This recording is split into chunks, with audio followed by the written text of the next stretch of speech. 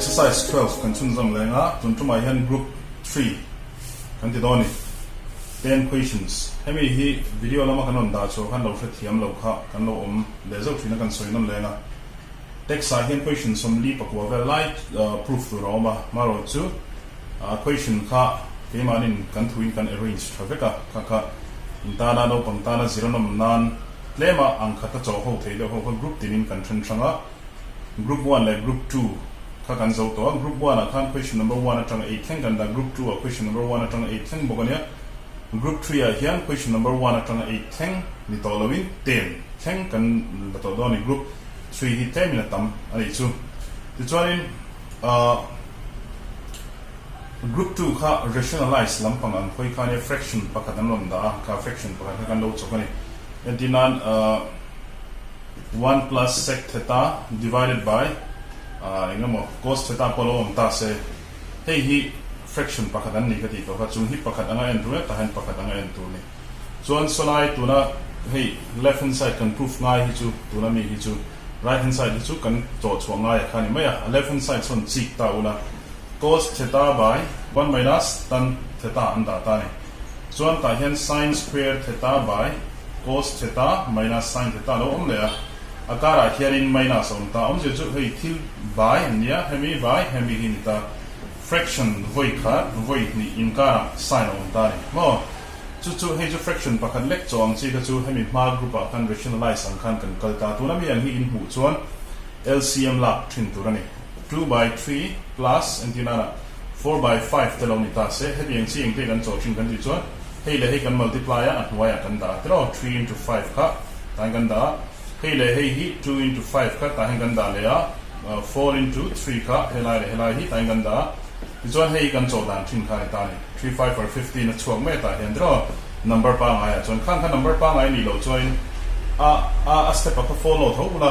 ani ni angin kan ni thap pop don ti ani chu LCM la chi deu group ani hi khai no the don he group yo group 3 hi chuan headline formula kan da chuak le he formula hi kan ring na sa sin ni kharin 1 by cos kha atu kan ti kha share na tu ti formula table kan soina kan ka soi to kha sin in hu chuan 1 by cos cosec ani cosec in hu chuan 1 by sin ni hal ti te kha share zung to tu na chuan hun to share hun tel than to ne chuan eng lo ti na hianin hei an entire trigonometric ratio kan nei naming kan pe kho lai khan in la share na sin theta cos theta tan theta tro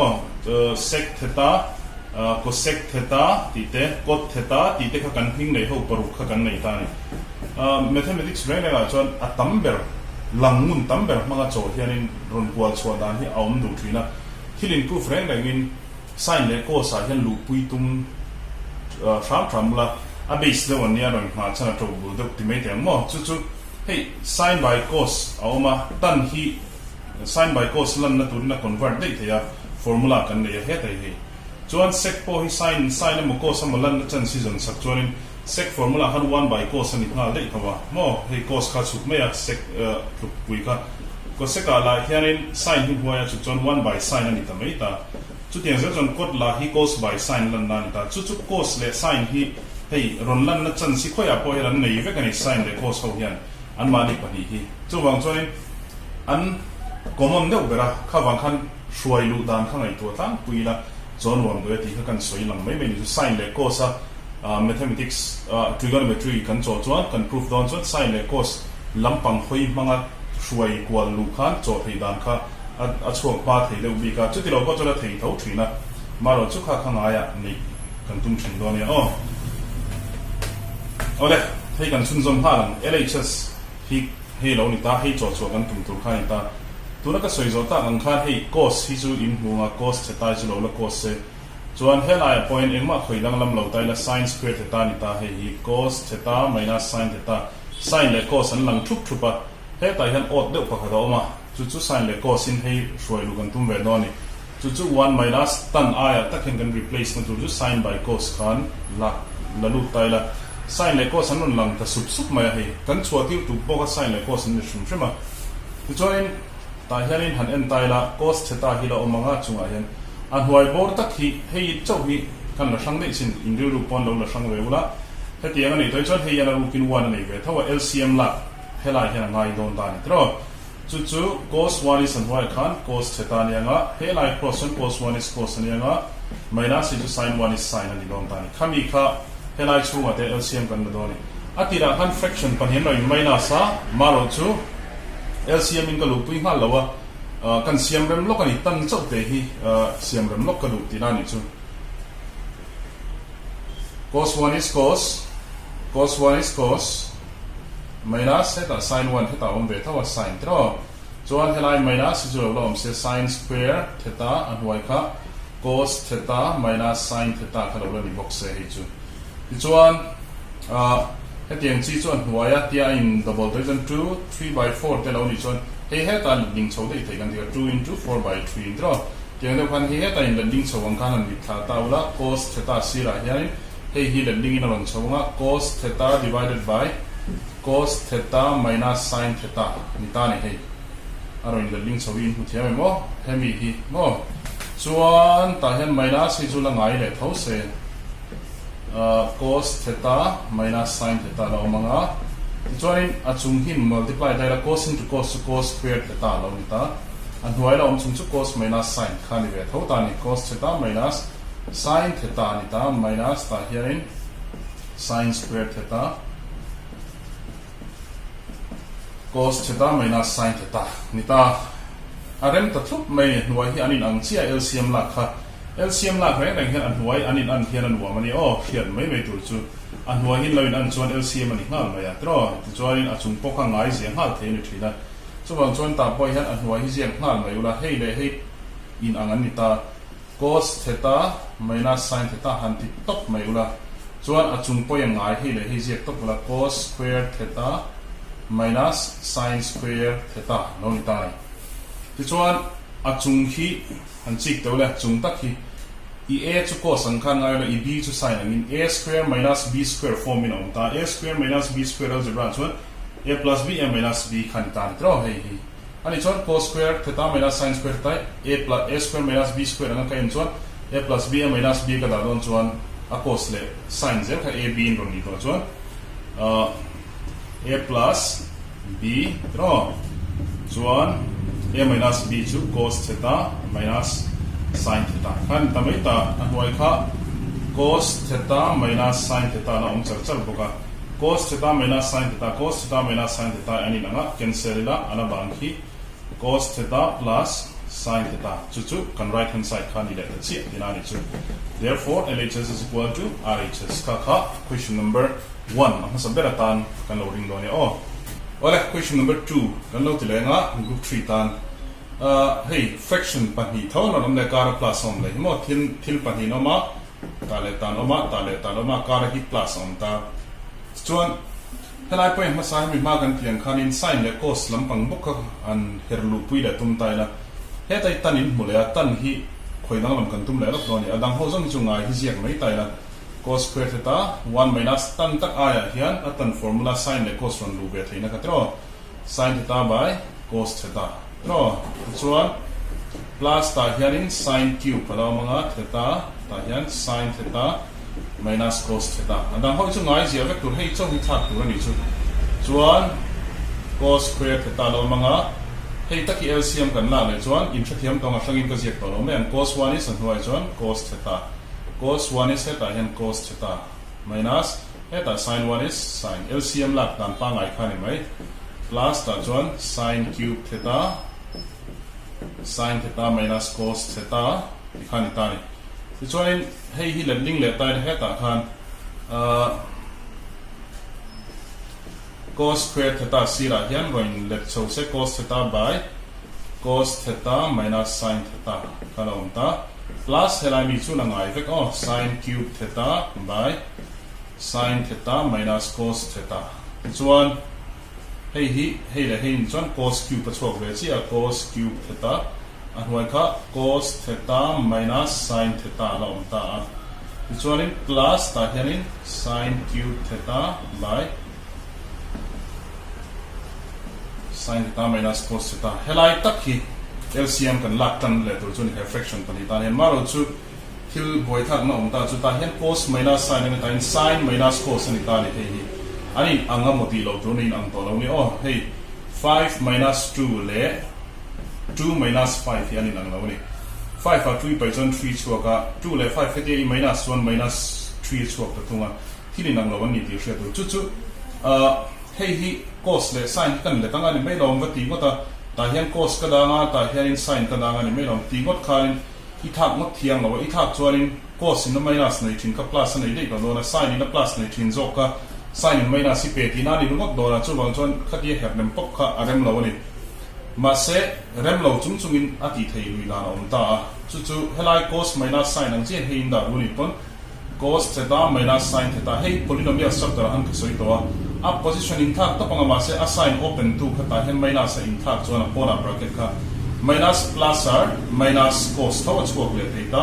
minus minus r plus sin tho chuak le theta helai mi han mil tho hian hisab the wangin hemi the position hi cos le sin hi i thak thok chuan helai plus kha minus ai thak chuan a thiang e tinani chu khalai kha tema akal phung ta ka helai na rom phon na chan tu na ka soyang kha in lo man em lo do ni pon kha nga ya nei tum version chen bula thaw me ani chuan kan thak theita ta hen kan chun zomange cos cube theta ani ta an huai hi lat pidang lam do le cos theta minus sin theta khala ni se chuan plus tak hi helai tak kha plus tak khani ka rom khoi lang lam don sin cube theta ina nga ya an huai sin minus cos ka du to lo ta cos minus sin anga easier ve du ni chuan cos theta minus sin theta ngai ziak du ni chuan he sin hi minus ai thak ngai ti hret tu khalai kha visual tam takania tricky ro nu tuka chu bang chuan lo chin che thab ve tu ro ni ti chuan in chung zom dai la LCM la theta huai in ang chuan all to kan ti lai tak kha mom cos theta minus sin theta achung khi cos cube theta minus sin cube theta lo sok tamai ta ni ta chuan q anei ta thung ta ma kan helai kan chok sa kan square ta q formula man le mai tu ni ta a angin cos singa la a cube minus b cube kan zum chon a cube minus b cube choi ni ta hemi an hena rem thei don tinani chu ti ni chuan formula thiam jan hi ngai le a cube minus b cube formula chu a minus b a minus b khan siak top phodila a minus b khan ziak top phodila square tel mi alo hei a cube minus b cube pa a minus b ziak top phodang khan e a chu hei ni b chu hei ni to ben a minus b ziak top to adol le hei hi a square kan ti chuanin kan a pian kha chu cos ani ta tro cos square tro minus lo ma a b chu a b kan ti chu cos le sin te kha ani maya an cube len square tel lo ni a b ti top ba a ni hei b ta du zo ka siam sak te ya cos theta sin theta ti I point into sin theta cos theta positive dA ti kona azia thei ka dinani chu I proof tura hian cos sin ni lowin sin cos ani vain du le hei sin theta cos theta ti na le hian sin theta cos theta plus hei AB khanita AB ka BA ani ka zia ka ni mai ai nang reng plus B square ani chon sin ka kan B ni ta sin square ni ta ni ti chuan hnuaiah hian cos theta minus sin theta lom ta boka hei cos theta minus sin theta ni ta akara multiply om ta chia chunga hian hen cancel le thei ta chia ta ni ti chuan hen chik tai la sin square le cos square hei plus ania sin square hei pon plus ania plus ni ta sin square le cos square I plus 1 sin square theta plus cos square theta is ngeni ka 1 ani ta chia ta hen mi ta pani aya hian 1 ta pa zia thei ta ala bang jong minus sin theta cos theta kha kan right hand side kini le ta ni ke therefore LHS is equal to RHS kha question number 2 chuni question number 3 kan lo en le kha langa ta hianin tan hi sec ten on lang noi me sin by cos atanga shwai lu po khan a thi thowa maro chu a thui do zo no na a chan chu an huai hi arem no ne mal siam lang ngal ka du zo ni sin le cos in ka shwai lu lok lo nga to pa ka shwai lu le thawin ka ringa shwai lu du tan pon tan hi sin by cos in chunga da ula sec kha 1 by cos ni dona tiang khan a shwai lu ha thei thoma se LCM khan la kha zo ka nge on tum chu he ta hian a plus b a minus b angani ta hei anin multiply chuan tinani chu 1 plus sec theta tro 1 minus sec theta anita hemi ta pahin multiply LCM lang don chon hei le hei multiply thin tu nia I multiply chuan a plus b a minus b form in oma wangi a square minus b square a chang tinani mai mo hei hi square is yangai ngai lo le hal 1 is 1 kan ti kha mo chuan cross multiply zui tu ni ta tiang che kha 2 by 5 plus 3 by 16 ta se hei le hei hwai multiply a ti kha ni mai across in hei 2 le 6 ka tai multiply a ta 3 le 5 kha tho thom kha ni bek oh hei le kan multiply a tanga product kan le chu hei ni mai a chuan hei le hei kan multiply le don tina ta hian tan theta le 1 minus sec theta hi kan multiply ni bracket ma chin tai multiply oh minus saloma ta point tan theta le 1 plus sec hi kha kha ni ta ni ti chuan han chik le tai la ta hianin tan hi common ta input hiam mo a b ni ta sem minus a thawlia 1 minus second 1 plus second plus le minus awa hin in ang lo chu wang chen alphabet dan c kan mangne ma se a le a hi anin ang ta hi tan hi a angin ngai la hi b angin mo a b minus a thawron lang le tan tho c angin hei ngai dei ula a b minus a c a hi common ta pona chokanga bracket chunga chon b minus c om done tiang che khan tan hi common a hemi tam le hemi tam hi ne ka en chu tan kha pona chokanga chon in bracket chuan chunga ina te om dona when big bracket ka mangani 1 minus sec hi helai b ang hi ne mai a hei a chua ka b mo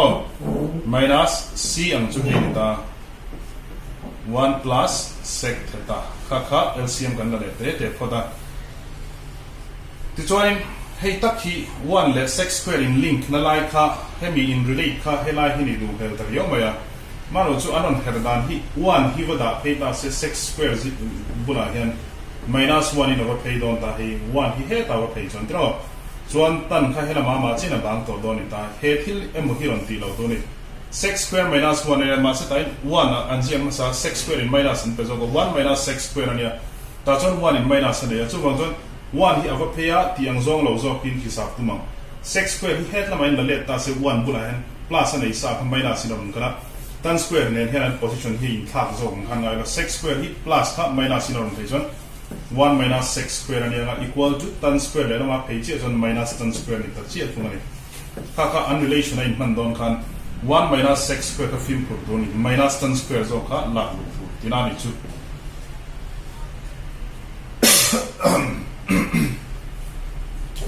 ti chuanin ta hianin han chik tai la tan achunga pakhan man hoya tan pahin om tinani ta tan pahi si nga pakhan zo ka in cancel ni tilana na square cancel una henen anwayan tan pakhatano ma chu minus nei bokanga minus tan theta la om rang ni ho hen o chona chung hin thiat tai la 1 minus sec theta is lo om se hei chen minus plus minus 1 ane minus into pluses minus thawlia sec theta chok ta ne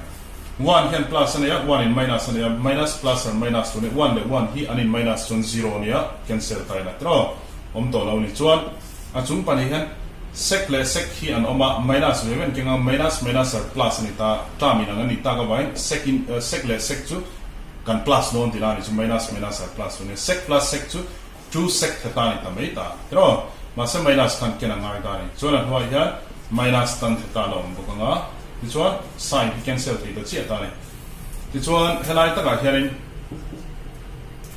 2 aloma sec tak hi lupui le tho tho ngai khong ne ha sec tak ka cos an hoi chu chuan sec lupui kan la don ni chuan 1 by cos ron chu nga cos tro sec theta is 1 by cos theta tan ka chu hey sin by cos ka common lu tu ke sin theta by cos theta ti chuan cos kan cancel ta ala bang chu 2 into 1 by sin chi kan nei to ni 1 by sin hi enge ni sin khan hoi chu bangin ngai ta ola 1 by sin ni chuan cosec ka tu le chi a hemi ai hian cosec theta ni nga 2 long boka 2 cosec theta chok le tina ni chuan Dikhan, question number 3 can proof le dinani chu ole question number 4 tak hi hey hanin la helai tak hi in muthiam helai tak hi left side hi atlema helamain right side a henan bor lu izok ta ne hetiang ai chuanin tin an huai hi cot plus ko second cot plus minus ko second ta hemi plus chin zong hi halai chin zong hi vela ma son om phei jok se 2 hi ding lama ma choin om ni se proof anom jok ani nom ni 2 kha to pa cho chwa chat tur tan da jok tai la ka tiang chi kha asiam ran thei ni question hi mo kan siam ran thiang ani chu chu he tiang hian in non zia ka he tiang lo jok kan or we can write sin theta cot theta plus cosec theta sira hian hei kala phei dei don mo minus in hei plus ka minus in hemi pop hi ron phei don ni minus sin theta an huai khan cot theta minus cosec theta kan huai la omanga chuan right hand side da 2 chok lo om jok se heti jok hian in question hi kan on zia kha ke kan tinani or di han kan on zia ke kan tinani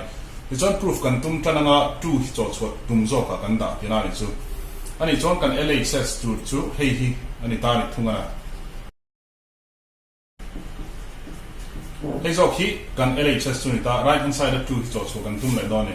le han chi kila LCM na hal pong me o hei rim pheila hei cot plus cosec cot minus cosec ta hei le hei multiply na noin da hei le hela chung le hela siri ta hei le hei hi ta ti khana ni dona hei le hei multiply hu sak bera product kan nei du chu a plus b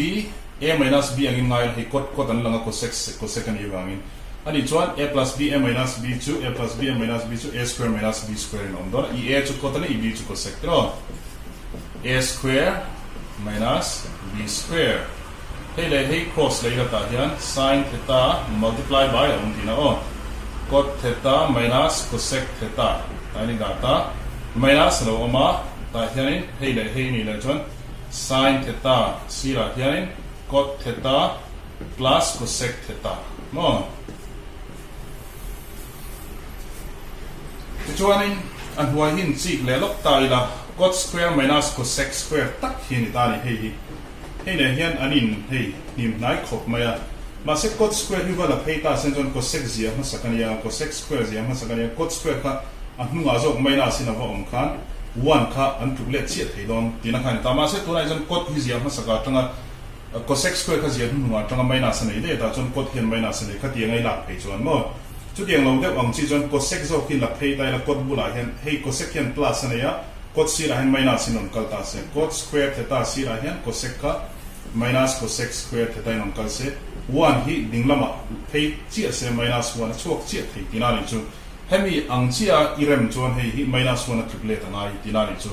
chu ti chuan minus 1 hetiang hi multiple choice at pang zo na sa ne cosec zo hi cot sira hian minus in on phia 1 kha phei minus 1 ta option a khan minus 1 te 1 te mo 0 te non da anga ang deuh deuh non da anga minus 1 ani zo herrem dan kha hriat tur ani chu ti chuan hemi le hemi a minus 1 lo ni to a chung chu sin common ti kha in huthiam ve to in kari ga mi pa khan ka soi to a ab minus ac ang khan ngai ula cot minus cosec ani cot plus cosec ani vai hi alphabet in ang ka da ngam lo wa b atan ka manga hemi pum pui hi hemi c tan ka da khan mi ngai sakula sin le sin chu in anga a ka manga a commona bracket chunga b minus c omang chi khan hi kan range le doni I a le a kha commona sin ang khan ngai la mo I bracket lenga hei le hei chunga long don tinani chu cot theta minus cosec theta ha phota minus ta in hei kan da lenga cot theta plus cosec theta mo kha khani le tai ti chuan heta hianin I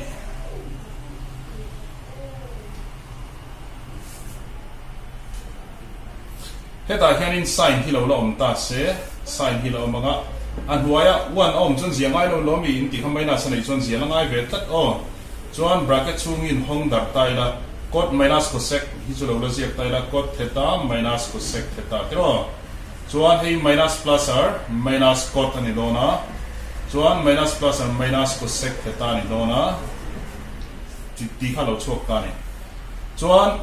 ta hian sin hi la om ve tang tanga cot hian plus ta te na ne ya cot hian minus ane ya plus minus or minus ane thili nang ani boka thili nang ten minus so na bo dona 0 ani ta ni bo ta ni chuan cosec hi la om ta ni cosec tak hi minus or plus tu ani ta cosec hi plus 2 cosec ka chuak ta ni 2 cosec theta tro maro chu minus akina nga ya ta hen kar hen multiply sign ala mani o chuan by minus 1 alani tang tang ani giờ chú thì point là gì thầy yang chú 2 cosec hi gì mà sắc chuan 2 cosec theta hi minus 10 minus 2 cosec theta mà ngã hung zo cả sin theta gì chuan multiply hey hi hung à point gì thầy cái tina này chú tiếng khăn gì khi là khăn hay cái à minus 1 thế là chuan hey cancel thì ta hoi 1 hi gì ngay tổ lâu chết thì minus 1 kan 2 là ta thì chuan cosec tất cả sin hoi chuan 1 by sin là ta này 1 by sin theta thế rồi chuan sin hi thang đủ lâu là box sẽ sin and cancel là 2 1 is 2 chuan LHS is equal to RHS kan lo tingam le chi ina ni kha question number 4 chuni ola question number 5 in sik le tai la ta herin cosec minus cot hey 1 by cosec he ta hen boka equal to ta na left hand side jong choi nei right hand side chu he ni ta rem that thiang kan ti to kho minus 1 by cosec lom to hi jong hi vela mala phela minus 1 by sin zo ki dingla mala phela sin le sin om ko khom zo se chonom he zo don ni chu wang zon equation hi ka siam ram sak le lok don ni or lok tai na 1 by cosec theta minus cot theta bula hian hey hi plus in on phei don ni plus tro 1 by cosec theta plus cot theta ni ta ni chuan equal to kasi ek chiang hela ma 1 by sin a main long ta asira che hi zo kin la le thenga plus 1 by sin hey equation ka siam rem tinani chu tikhan hey hi chonan kampang chiang ka LHS tur chu hey ni don zo tinani to chu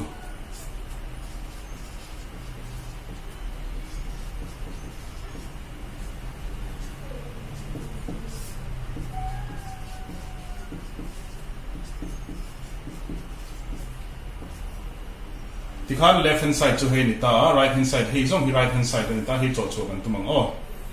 le an huai chu he cosec cot veven ya a minus b a plus b ni vai a square minus b square in da le ha ta la cosec square minus cot square in kan da ha la nga chuan he chu he len cross chuan 1 in a multiply chana ma tho hi ne 1 hi zia no khet po ngai ka tilem no plus cot theta tro chuan he le he multiply po kan plus akara mi chu lo rom se cosec theta minus cot theta chuan an huai hin chik te la hei hi cosec square hi ziam sakin a tang zo plot mai cosec square si rain cot he ta ba phei dina me minus cot square ni don dina ni da hei dik ta che ta 1 a thule ta minus tan me lo 1 lang ziang ai don no ma second ziang mai me ni chuan cot hian ta plus ne cot hian ta minus ne ta bu thiam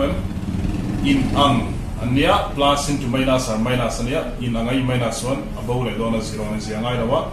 ta hen kan la nei om chun chu cosec theta plus cosec theta chi kan nei to ni at moi 1 hi ziang ai to lo he le nga la kha kan ta ni chuan cosec ta ki in ro khanin han da ta la sin hoi chu ta kan cosec ina tu chu cosec theta equal to 1 by sin tro cosec ai khan 1 by sin theta tro plus ta point cosec theta ai here 1 by sin theta ne chu chu the right hand side kha chuak le nga tina ni chu kha question number 5 chuni le he kan question number 6 tu chunia hemi ma chi ami nan khan ani nang renga hei hi vela mai la phenga 1 by cos ding la mai la phenga hei minus kha ne lama phison plus in over changa hemi minus si plus in ron chan bok hemi ma mi na he nan chia chia chuan in left hand side thar kha in chokanga in right hand side thar kha cho choin tum do ni question hi her dang lam le no ngai do na chu chu nang mani hei chu in lo try nga thomo ka tan kan hang le hei hi question number 7 ani be thung le ta le tai het LCM la ha le tai la a minus b a plus b again or my sin cos ania a square minus b square alu le dei the ani multiply chuan a square minus b square tro chuan a chung hi hei le hei cross chuan ani nang chia sin plus cos ania tiang hi voi ni zia ai chuan sin plus cos hi voi din om ti khan tiang te mai hei le hei anga in ang rang chu a into a square ani ang che khan mai chuan hei point ang le ta thota hei le hei hi sin theta minus cos theta hi patni anom chuan whole square hei le hei nang chia tro chuan achunga hianin hetiang hi algebra hian formula oma maro chu ka zia tal lo tina common lo deu wangin thiêng kan thiat dar vak jok yang chung hi ka thiat vak don ani hey a angin ngai la sai ni plus ab angin ngai la a plus b whole square ni tani whole thing square ni tani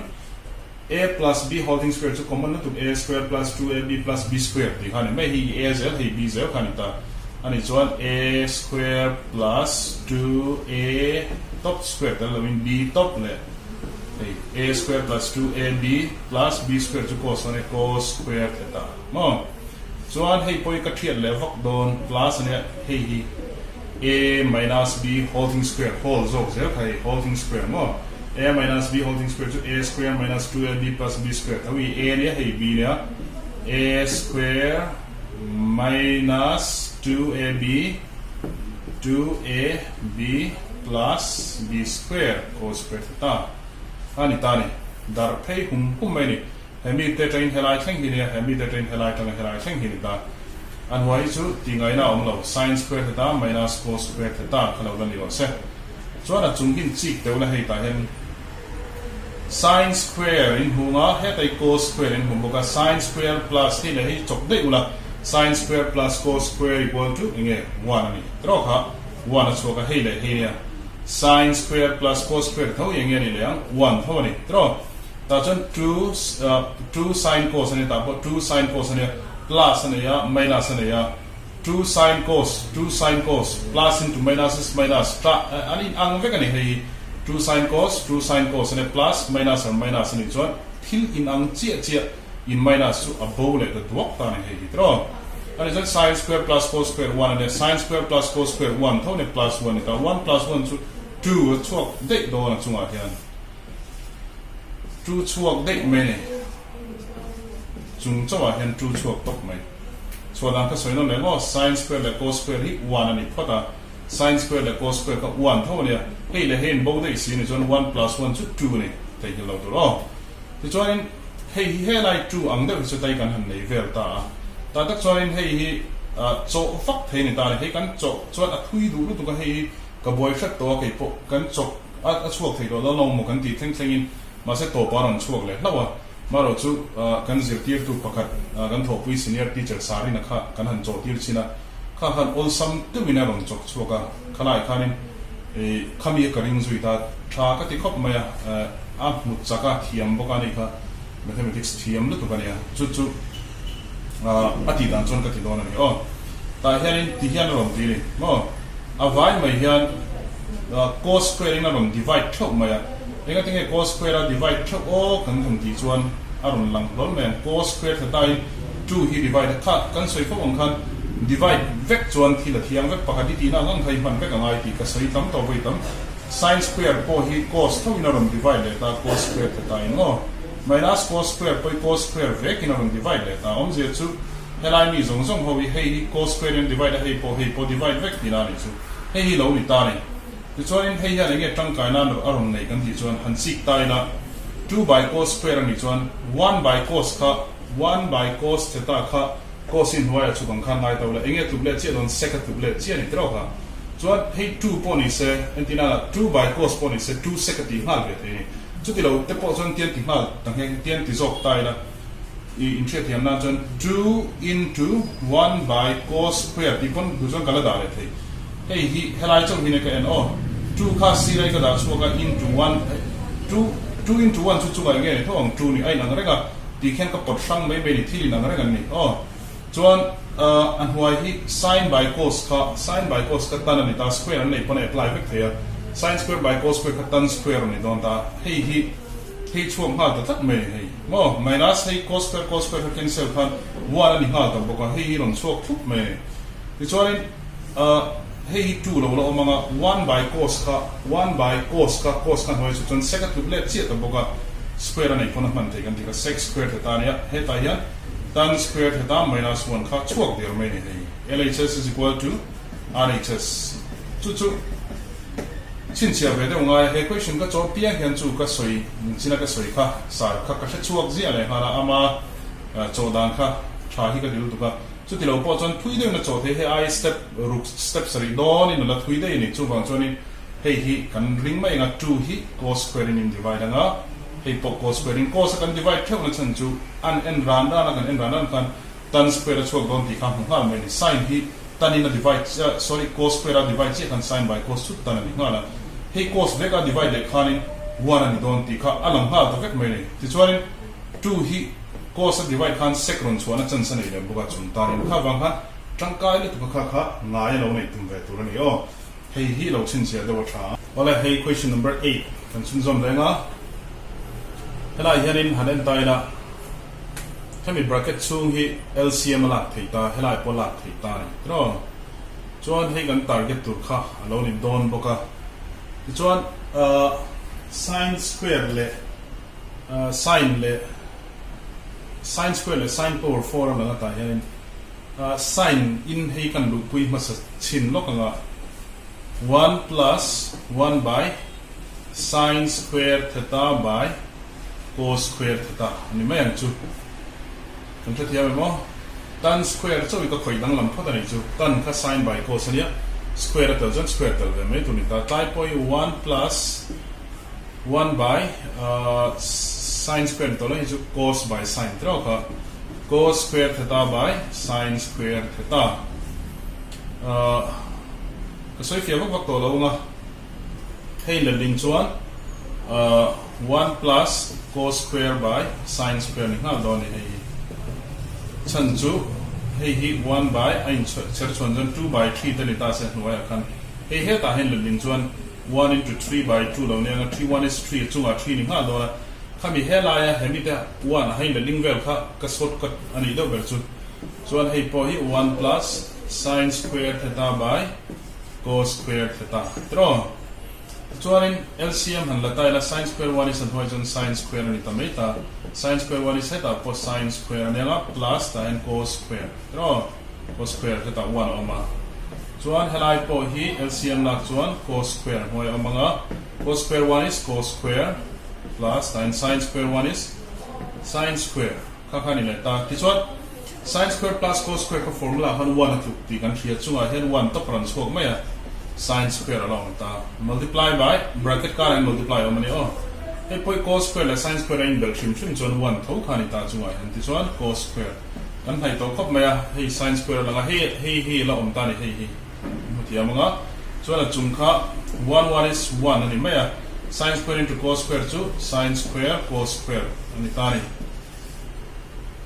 karen khom kasam khom 1 is 1 sin square cos square is sin square cos square tro hei cos square chi khoi dang la mangai ta tuna chuwa wachunga 1 oma sin square ka julo la ngai ta se ta ta khianin cos place ta khian cos aya ta khianin hei la lu ka tum don ta ni cos square chu in da ba ka la sin square ka le la mai da phan pe da pe chu 1 minus sin square in pe don ta cos square chi ina atlu pui la don chon tro cos so in da ba mula sin square 1 si la ka chu 1 minus sin square ni cheni so di ni chu cos square top aya chuan 1 minus sin square chu kan la lu de ti chuan enge lo chok ta kan ti chu 1 ania sin square 1 is open ila bracket hi sin square ania nga minus sin square to square to power 4 lo nia sin power 4 theta hi LHS is equal to RHS ki chuale chi tina ni chu wala question number 9 na lo chunjam le taila hei le hei ka chokanga hei cho tum le non ta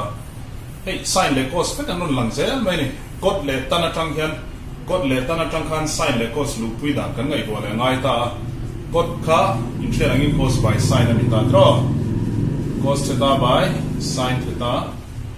tan kha sin by cos ani ta ni sin theta by cos theta chuan LCM la ha lila sin into cos chu sin theta cos theta chuan cos into cos chu cos square theta minus sin into sin is sin square theta ta ni LCM ka la ha le mai ni chu chuan a hnuai chu hei dik de to sin cos dik to chung hi kan la fel lo dewa ta na chung han cos che lang to sin hi lang to lo sin hi pai bo dan kan ngai to le chinanga chu cos square hi lo la om ta se minus sin place a tak hianin enge lu le theng kan en silang sin chop ida ban chon cos le la ma ba penga sin square theta is equal to le la ma ba pe chon cos 1 minus ina ba penga 1 minus cos square tro 1 minus cos square theta no chuan sin theta cos theta chuan cos square hi lo la omanga minus plus or minus open ta 1 no minus minus or plus ani anga cos square theta noi chuan sin theta cos theta long ta chuan tai han chik taula plus ani ya cos hian hian ama ta ni he o ipon plus ani ya cos square chu cos square pani dinani me 2 cos square theta no minus 1 along boka noi chu sin theta cos theta right hand side check in le ta chu therefore LHS is equal to RHS kaka question number 9 chuni wala do le question number 10 a chuan sec minus tan theta whole square ni ta he left hand side ka solve right hand side cho cho tum le do ne impon is se sin ten langa sec le tan atang hianin sin le cos atang lu pui dan kan ngai do na sec theta hi da ban chuan cos an hoi chu kanga formula chu sec ta na formula chu 1 by cos ani helai man dan chu sec da ban chuan 1 by cos chu zela cos da ban chuan 1 by sec ti zel khani kha chuan sec a hian 1 by cos theta la lu tai na tan a chuan hei zok zel hi o sin theta by cos theta whole square helai mi long tang ani chuan LCM kan lak chuan an hnuai an chuan lak an wong thina cos zia topa achung chu 1 minus sin theta whole square lo om le ta ti chuan hei hi square hi anin man trom ta achung ta na ni a hnuai tan po nia kaka asangin theta ila 1 minus sin theta tan hian ta hian asangin peila cos tan pon asangin peta ila thum hun rang an ni mathematics rang la chuan thil thum hun rang an ni kan thak wal zer tinani ta hei hi whole square ka achunga tan square ka pe hei no an hnuai tan cos square ka pe bok tinani ta ti chuan in hei an chiang ta ila 1 minus sin theta square hnuai min an chiang ta ila cos square taki cos square top aya hian cos square theta aya kha hemiron phei kham mai 1 minus sin square zo ka da le doni cos square ka replace na dur chu hei yo phei se 1 minus sin square in replace doni hei 1 minus sin square theta in no ti chuan 1 is 1 ni thawa wang khan hei 1 kha ta hen square oma se 1 is 1 thawa ni wan square kha pek top thei tho ti kha kan soi thina emo apai top thei tho ti kha ka soi fo to sin theta square hei hi 1 square minus sin square ang pon han ngai ula dinari chu hei square ma olo 1 is 1 tho thum hun reng an ne chuan achung hi hetiang hi voi hi nom tinan te hetiang pani ziak ta ila 1 minus sin theta voi hi nom tinania and why a square minus b square angin an chi ula a square minus b square to a plus b minus b in hei da chi ta ina mo a kan a to 1 sin kan b z a plus b hey a plus b a minus b it's one achung hi hei cancel kaya kila mi hi 1 minus sin theta 1 plus sin theta ki chok le chen ki so LHS is equal to RHS kha question number 10